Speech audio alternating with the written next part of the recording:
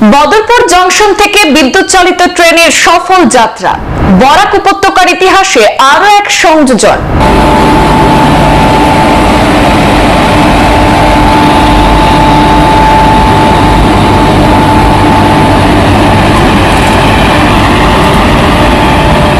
বদরপুর জংশনের ইতিহাসে নতুন অধ্যায় রচিত।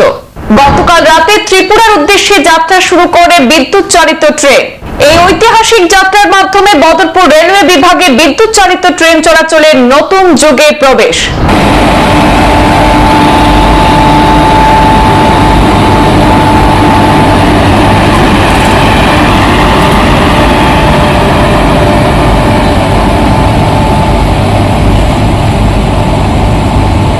এবার যানবাহনে তেল ভরলেও গ্রাহকরা পাবেন ক্যাশব্যাক। পেট্রোল পাম্প গ্রাহকদের জন্য ধামাকা অফার চালু করলো নিলামবাজারের NZ filling station. NZ filling স্টেশনে চলছে HP pay fuel fest cashback offer. HP pay অ্যাপের মাধ্যমে পেমেন্ট করলেই 3% ইনস্ট্যান্ট ক্যাশব্যাক। প্রতি 100 টাকায় 3 টাকা ক্যাশব্যাক। এই সুবিধা কেবলমাত্র এইচপি পে অ্যাপেই পাবেন।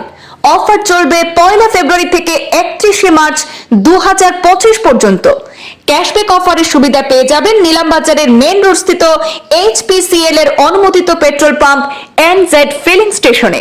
এক নতুন ইতিহাস রচিত হলো বরাক উপত্যকার ইতিহাসে। প্রথমবারের মতো বরাক উপত্যকার বদরপুর জংশন থেকে বিদ্যুৎ চালিত ট্রেনের সফল যাত্রা। গতকাল রাতে ত্রিপুরার উদ্দেশ্যে যাত্রা শুরু করে বিদ্যুৎ চালিত মালবাহী ট্রেন। এদিন বিদ্যুৎ চালিত ট্রেনটির সফল যাত্রার সময় উপস্থিত ছিলেন senior section engineer locomotive, senior section engineer traction distribution, station superintendent in charge Badarpur এবং তার টিম। এই যাত্রার সফল সমন্বয় করেন control Badarpur, traction power control Lumding এবং panel remote control Lumding.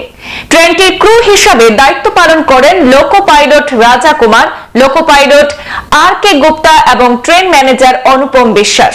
Badarpur railway বিভাগে বিদ্যুৎ চালিত ট্রেন চলাচল শুরু হওয়ার ফলে ট্রেন পরিচালনায় খরচ অনেকটাই হ্রাস পাবে, ডিজেল ইঞ্জিনের উপর নির্ভরশীলতা কমবে এবং যাত্রী ও মালবাহী ট্রেন চলাচল আরো গতিশীল ও পরিবেশ বান্ধব হয়ে উঠবে বলে মনে করা হচ্ছে।